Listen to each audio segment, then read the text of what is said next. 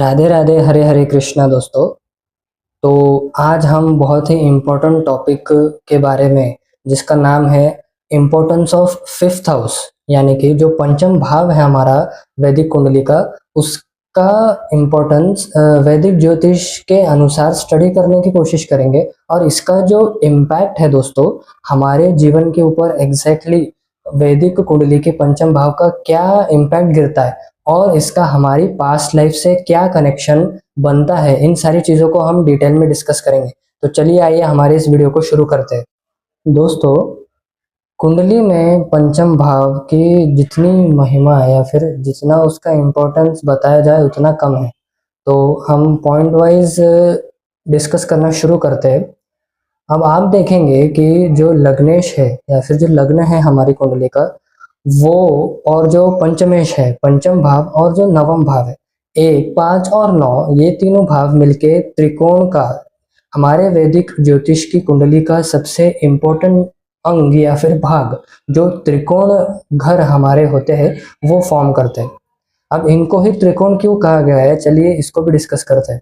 जो पहला भाव है, पहला घर, और जो पंचम भाव है, पंचम भाव से हम हमारे पास्ट लाइफ में या फिर जो हमारे इस सोल की जो जर्नी है, जो हमारी आत्मा ने इतने जन्मों से जो कर्म, संचित कर्म है हमारे, वो सारी चीजें जो है वो पंचम भाव से पता चलती है। और प्रथम भाव, जो पहला घर जो है, वो तो आप जानते हैं कि वो हम स्वयं होते हैं, या फिर हमारी जो ये फिजिकल बॉडी है, जो हम इस शरीर में हैं, यह शरीर कैसा दिखेगा या फिर लोग हमारे शरीर को कैसे देखेंगे, हमको एज एन इंडिविजुअल हमारी आइडेंटिटी कैसी होगी, वो हम फर्स्ट हाउस से या फिर लग्न से देखते हैं। अब ये तो हो गया प्रथम और पंचम भाव। नवम भाव जो है दोस्तों, वो भी एक सबसे महत्वपूर्ण भाव है। नवम भाव से हम इस लाइफ टाइम में हमारे पास में नेपोटिज्म कितना है या फिर हमारा लक हमको कितना फेवर करता है, वो हम नवमेश की स्थिति देखकर और नवम भाव से जानते हैं। अब जीवन में मेहनत तो सभी लोग करते हैं दोस्तों, और हमें करने भी चाहिए, लेकिन जो नवम भाव है किसी भी व्यक्ति का, और फिर इसी के रिलेशन में नवमांश कुंडली, इन दोनों के रिलेशन से हमको हमारे एक्शंस के जो फ्रूट्स है, यानी कि जो हमारे कर्मों के फल है, वो इस जन्म में क्या फल और कैसे प्राप्त होंगे, ये हमको नवम भाव की स्टडी करके और नवमांश कुंडली की स्टडी सविस्तर करके पता चल जाते हैं दोस्तों। इसका निष्कर्ष यह निकला कि जितनी इम्पोर्टेंट हमारा D1 चार्ट है या फिर जो हमारी लग्न कुंडली है, उतनी ही इम्पोर्टेंट सभी वर्ग कुंडलियों में हमारी नवमांश कुंडली भी है दोस्तों। नवमांश कुंडली अधिकतर जो ज्योतिष आचार्य है या फिर जो भी हमारे फील्ड में जो ज्योतिषीय चर्चा करने वाले लोग हैं, ज्ञान रखने वाले लोग हैं, वह नवमांश कुंडली को केवल विवाह से जोड़कर ही देखते हैं। हालांकि बहुत सारे ऐसे भी लोग हैं जिनका मत इससे थोड़ा विभिन्न है। मैं उनके मत से काफी मतलब मैच करता हूँ दोस्तों, मेरे को उनका मत अच्छा लगता है। वे ये बात कहते हैं कि जिस व्यक्ति की नवमांश कुंडली सुंदर है, भले ही उसके लग्न कुंडली में थोड़े ग्रह ऊपर नीचे हो या फिर उनका जो स्थिति है, उनकी जो पोजीशन है, वो थोड़े उनकी स्थिति खराब भी हो तो चलेगा, लेकिन नवमांश कुंडली में यदि वह पर्टिकुलर जो ग्रह है उसको बल प्राप्त है दोस्तों, तो आप देखेंगे कि ऐसे व्यक्ति की जो स्टार्टिंग की लाइफ होती है या फिर जो एक अर्ली जीवन होता है, प्रथम पड़ाव जो होता है ऐसे व्यक्ति का, वो बहुत कठिनाइयों से गुजरता है। उसको अपना जो काम है वो सीमाएं तोड़कर या फिर बहुत मेहनत करके करना पड़ता है। लेकिन आगे चल के जैसे जैसे यह व्यक्ति, यह इंडिविजुअल अपने जीवन में ग्रो करता है, जैसे जैसे इसकी उम्र बढ़ती है और जैसे इसकी नवमांश कुंडली एक्टिवेट होती है, तो उस समय पे इसको इसके जो कर्म है, उनके जो फल है, उसका जो परिणाम है, वह अच्छे से प्राप्त होना शुरू हो जाता है। हालांकि हम यह डिस्कशन किसी और वीडियो में जरूर करेंगे। मेरा आपको बताने का पॉइंट सिर्फ इतना ही था दोस्तों कि जो फर्स्ट हाउस है, जो फिफ्थ हाउस है और जो नाइन्थ हाउस है, हमारा प्रथम भाव, पंचम भाव और नवम भाव, इनका आपस में एक त्रिकोण का रिलेशन है। और इन तीनों भावों के जो स्वामी है, यह हमारी वैदिक कुंडली में योग कारक यह नाम से जाने जाते हैं। अब किसी भी राजयोग को या फिर किसी भी दुर्योग को, या अच्छा योग हो या फिर बुरा योग हो, उनकी स्थिति और या फिर उनकी जो स्ट्रेंथ है, उनमें बल कितना है, यह देखने के लिए हम प्रथम, पंचम और नवम भाव के जो स्वामी हैं उनकी स्थिति वैदिक कुंडली में कहाँ पर वो बैठे और वह कितनी डिग्री पर है या फिर वो किसके नक्षत्र में, यह जानना सबसे महत्वपूर्ण है दोस्तों, क्योंकि यह ग्रह जो है यह योग कारक होते हैं। चलिए एग्जाम्पल हम लेते हैं। एग्जाम्पल के लिए अब ले लेते हैं सिंह लग्न की कुंडली। सिंह लग्न में जो प्रथम भाव है उसके स्वामी जो है वह सूर्य देव हो गए, लग्नेश सूर्य देव है। पंचमेश कौन होगा दोस्तों सिंह लग्न में? जी हाँ, आपने सही सोचा है, पंचमेश हमारे जो देवगुरु बृहस्पति है वो होंगे। और नवमेश कौन होगा? नवम भाव का स्वामी जो है वह मंगल देव होंगे, मार्स। तो इस प्रकार से सूर्य देव, बृहस्पति देव और मंगल देव यह हमारी सिंह लग्न की कुंडली के नेचुरल योग कारक ग्रह हो गए दोस्तों। अब यदि यह जो ग्रह है यह केंद्र में विराजमान है या फिर स्वराशि के है, या इनके पास में जो 8 प्रकार के जो बल होते हैं उनमें से कोई भी एक या एक से अधिक बल इनके पास में है, इन ग्रहों के पास में, सभी ग्रहों के पास में, तो यह अपने आप में कुंडली को एक अलग प्रकार की स्ट्रेंथ देता है दोस्तों। यह सबसे बेसिक कंसेप्ट है हमारे वैदिक ज्योतिष का। हालांकि हम इसको डिस्कस जरूर करेंगे, हम हमारे टॉपिक से दूसरी तरफ चलेगा दोस्तों। चलिए आइए पंचम भाव के डिस्कशन पे वापस आते हैं।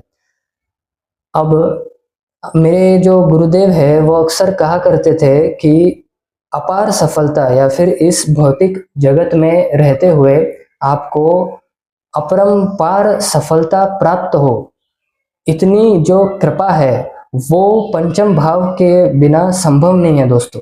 जिन भी व्यक्तियों का पंचम भाव जो है वह बली है या फिर पंचमेश बली स्थिति में बैठा है, और यह हमको ज्यादा इसमें जांच पड़ताल करने की या फिर सोच विचार करने की आवश्यकता पड़ती नहीं है दोस्तों।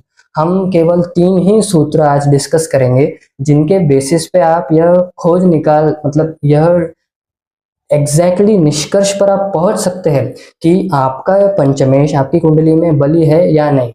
तो चलिए आइए हम इन तीन मुद्दों को, इन 3 पॉइंट्स को डिस्कस करते हैं। सबसे पहला जो पॉइंट है दोस्तों वह आपको देखना है कि पंचम भाव में राशि कौन सी उदय हो रही है, और पंचमेश जो है, पंचम भाव का जो स्वामी है वह कुंडली में किस भाव में जाकर बैठा है। यह एक बेसिक सूत्र हो गया। अब एग्जाम्पल के लिए हम ले लेते हैं दोस्तों, जो पंचम भाव है वहां पर सिंह लग्न का ही एग्जाम्पल हम ले लेते हैं। तो पंचम भाव में जो राशि उदय हो रही है वह नवम राशि, यानी कि हम अगर काउंट करें तो धनु राशि उदय होती है पंचम भाव में। अब धनु राशि के स्वामी हम जानते हैं कि बृहस्पति देव है। अब अगर किसी भी व्यक्ति की कुंडली में बृहस्पति देव जो है, सिंह लग्न वाले की कुंडली हम डिस्कस कर रहे हैं दोस्तों, पंचमेश जो है वह बृहस्पति देव है। बृहस्पति देव यदि केंद्र में विराजमान है, 1, 4, 7 और 10 नंबर के जो हमारे घर है इनमें यदि बृहस्पति देव विराजमान है तो जाहिर सी बात है कि यह जो ग्रह है बृहस्पति देव इस व्यक्ति को अच्छे परिणाम देंगे। और उनका नक्षत्र भी हालांकि देखना होता है दोस्तों, लेकिन वो हम बाद में डिस्कस करेंगे। हमारा सबसे पहला सूत्र यह कहता है कि हमें पंचम भाव में कौन सी राशि उदय हो रही है वो देखना है और पंचमेश को देखना है। अब हमने पंचमेश की स्थिति देख ली, अब इसका उल्टा एग्जांपल लेते हैं। यदि पंचमेश जो है वह 12वें भाव में स्थित है दोस्तों, या फिर 6, 8, 12 में से किसी भी भावों में है, जो त्रिक भाव है हमारे इनमें पंचमेश स्थित है, तो ऐसे व्यक्ति को अपने जीवन में जो प्रारंभिक जीवन होता है, अर्ली लाइफ होती है, जवानी तक जो एक उम्र होती है ऐसे व्यक्ति की, वह बहुत ही कष्ट में गुजरती है। और हो सकता है कि इनको ज्यादा चीजें स्टार्टिंग में प्राप्त ना हो, लेकिन हालांकि गुरुदेव जो बृहस्पति देव है वह एक्सपांशन के या फिर चीजों को एक पॉजिटिव वे में बहुत हद तक एम्पलीफाई करने के कारक है दोस्तों। तो जैसे जैसे इस व्यक्ति का जीवन आगे बढ़ता है, या फिर जैसे जैसे यह ज्ञान या फिर बुद्धि को अपने जीवन में ग्रहण करता है, उसी समय या से इसका भाग्योदय या फिर इसके जो पूर्व जन्म के कर्म है वह उदित होना स्टार्ट हो जाते हैं, प्रारंभ हो जाते हैं। तो इसी तरह इस व्यक्ति का जो आने वाला जीवन होता है, मध्याह्न से जो इसकी बाद में की जो लाइफ होती है, लगभग लगभग 30 वर्ष की आयु के बाद में ऐसे व्यक्ति के जीवन में बहुत ही अपार सफलता देखने को मिल सकती है दोस्तों। अब हम हमारा दूसरा पॉइंट जो कि हमारी इस 3 पॉइंट जो हमारा सिस्टम है उसमें दूसरा पॉइंट आता है दोस्तों, अष्टक वर्ग पॉइंट्स को एनालाइज करना। अब आप सोचेंगे कि गुरुजी बीच में अष्टक वर्ग कहाँ से आ गए। दोस्तों अष्टक वर्ग पॉइंट्स प्रत्येक जो हमारी वर्ग कुंडली है उनके भी होते हैं, और सर्वाष्टक वर्ग जो हमारी जो लग्न कुंडली है उसका भी सर्वाष्टक वर्ग पॉइंट्स का एक चार्ट होता है। आप अगर कोई भी एस्ट्रोलॉजिकल सॉफ्टवेयर या जो ऐप है उसमें अपनी जन्म के डिटेल्स फिल करके डालेंगे तो आपको अष्टक वर्ग पॉइंट्स जो है अपने प्रत्येक राशि के अनुसार, जो मतलब जिस घर में जो राशि उदय हो रही है उसके अनुसार आपको अष्टक वर्ग पॉइंट्स क्रमशः हमारी कुंडली के अनुसार ही आपको प्राप्त हो जाएंगे। तो वहां से आप अपने पंचम भाव में कितने अष्टक वर्ग पॉइंट्स है वो आप कुंडली जनरेट करने के बाद में देख सकते हैं दोस्तों। यदि आपके पंचम भाव में, आपकी वैदिक कुंडली में पंचम भाव में दूसरे भावों के कंपैरिजन में अधिक पॉइंट्स है, या फिर इन जनरल 30 पॉइंट से अधिक पॉइंट है, हम जनरली लेते हैं 28 पॉइंट, लेकिन मैं इसमें अपना एक मत इसमें डालना चाहूंगा दोस्तों, क्योंकि 30 पॉइंट का जो एवरेज जो है उससे अधिक यदि आपकी पंचम भाव में पॉइंट्स है अष्टक वर्ग के एनालिसिस के अकॉर्डिंग, तो आपका पंचम भाव जो है वह बली है दोस्तों।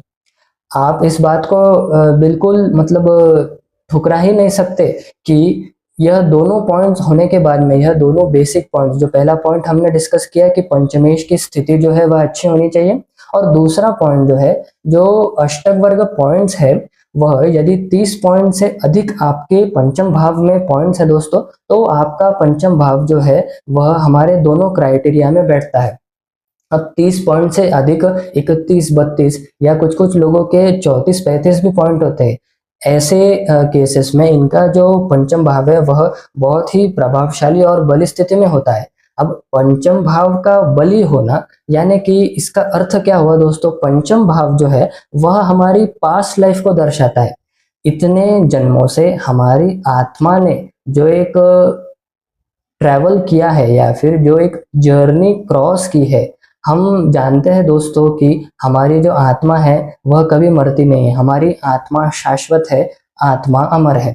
हम केवल इस शरीर रूपी जो हमारा जो एक मतलब हम कह सकते हैं कि जिस तरह हम ये वस्त्र धारण करते हैं, जिस तरह हम ये कपड़ा अपने शरीर पर पहनते हैं, उसी तरह यह हमारा पूरा के पूरा शरीर जो है हमारे आत्मा के रिस्पेक्ट में यह एक कपड़ा है दोस्तों। आप इसको इस तरह से समझ सकते हैं, जिस तरह हम रोज हमारे सुबह उठकर हमारे जो कपड़े हैं, हमारे जो आभूषण जो भी हमने पहना है, जो भी वस्त्र हम पहनते वह दूसरे उतार कर हम नए धारण करते, उसी तरह से हमारी आत्मा कितने ही जन्मों से इस शरीर रूपी वस्त्र को धारण कर रही है, और फिर यह जीवन जो है, यह जीवन यहाँ पे अपना अच्छे से यापन करके, यहाँ पे जीवन जैसे ही हमारा समाप्त होता है, जैसे ही हमारी मृत्यु होती है दोस्तों, उसी क्षण हमारी आत्मा जो है वह इस जीवन रूपी बंधन से या फिर इस शरीर रूपी बंधन से मुक्त हो जाती है या फिर फ्री हो जाती है।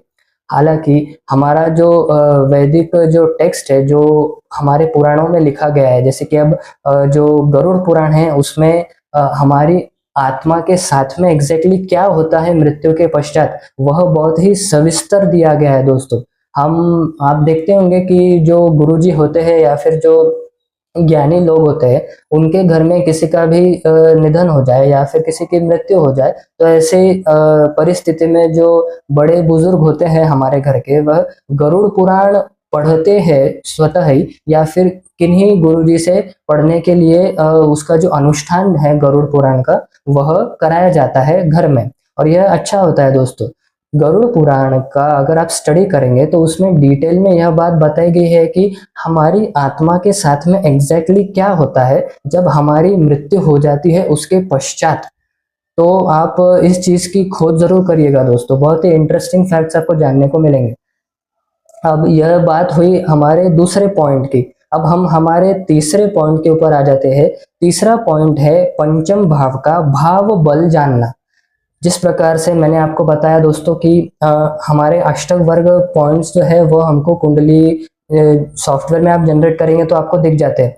उसी प्रकार से जो भाव बल है, प्रत्येक भाव का जो बल है वो कितना है और दूसरे भाव के कंपैरिजन में जो पंचम भाव है वह कितना बली है, इसका एक कंपैरिजन चार्ट हमको दिख जाता है दोस्तों। अगर आप ऑनलाइन किसी भी ऐप पर कुंडली बनाएंगे तो आपको वहां पे भाव बल का जो सेक्शन होता है वहां पे जाके इस चीज को चेक करना है। यदि आपका पंचम भाव आपके लग्न के पश्चात या आपके नवम भाव के पश्चात तृतीय या चतुर्थ स्थान पर बली है, चतुर्थ स्थान तक आपका जो पंचम भाव है वह बली है, यदि वह क्रमशः मैनर में जो एक हमारा रिस्पेक्टिव जो ऑर्डर होता है उसके अकॉर्डिंग फर्स्ट, सेकंड, थर्ड या फिर फोर्थ, प्रथम, द्वितीय, तृतीय या चतुर्थ, इन चारों पोजीशन पे अगर आपका पंचम भाव है दोस्तों, तो आप यह जान लीजिए कि आपका जो पंचम भाव है वह आपकी कुंडली में अच्छे स्थिति में है और पंचम भाव जो है वह बली है। अब इसके साथ में आप पंचमेश जो है उसकी भी जो मतलब बल है ग्रह, उस पंचमेश जो ग्रह है आपका उसका बल कितना है वह भी आप रूपाज में जान सकते हैं दोस्तों। यह विषय हम डिटेल में डिस्कस करेंगे, लेकिन अभी के लिए आप इन 3 पॉइंट्स को ध्यान में रखिए और चेक करके देखिए कि अगर ये तीनों पॉइंट्स आपकी कुंडली में मैच करते हैं, तीनों जो पॉइंट्स है यह इनका मेल अगर बनता है तो आप 100% इस निष्कर्ष पर आ सकते हैं कि आपका पंचमेश या फिर आपका जो पंचम भाव है वह बली है। ऐसी स्थिति में आपको यह जानना आवश्यक है कि पंचमेश या फिर पंचम भाव केवल बली होने से आपको लगेज खुश भी नहीं होना है दोस्तों, और एट द सेम टाइम आपको दुखी भी नहीं होना है यदि आपकी कुंडली में यह मैच नहीं कर रहा है, क्योंकि जो योग हम स्टडी करते हैं वह केवल पंचम भाव से नहीं करते। हाँ, उसमें पंचम भाव का जो रोल है वह एक महत्वपूर्ण हिस्सा पंचम भाव जरूर देता है, लेकिन अपनी कुंडली स्वयं की कुंडली देखते समय या फिर दूसरे किसी भी व्यक्ति की कुंडली देखते समय डायरेक्टली आप किसी भी निष्कर्ष पर स्वयं ही नहीं आइएगा दोस्तों। पहले इन सारी चीजों की अच्छे से जांच करिएगा। मैं भी आपको बता रहा हूँ तो मैं भी अपने अनुभव के बेसिस पे और जितना ज्ञान मुझे है उसके बेसिस पे ही आपको बता रहा हूँ दोस्तों। तो चलिए, आज हमने इन 3 पॉइंट्स को डिस्कस किया है। इनको आप कहीं पे नोट करके जरूर रखिए और इनका आप अध्ययन करते हुए आपके पास में जो भी कुंडली आएगी या फिर आपकी स्वतः की जो कुंडली है उसके ऊपर इसको अप्लाई करके जरूर देखिएगा दोस्तों, और हमें नीचे कमेंट सेक्शन में जरूर बताइए कि आपको यह रिजल्ट प्राप्त हुए या नहीं। तो चलिए, आज का हमारा जो चर्चा का विषय है वो हम यहीं पे समाप्त करते हैं। जय श्री राम, जय हनुमान दोस्तों, नमस्कार।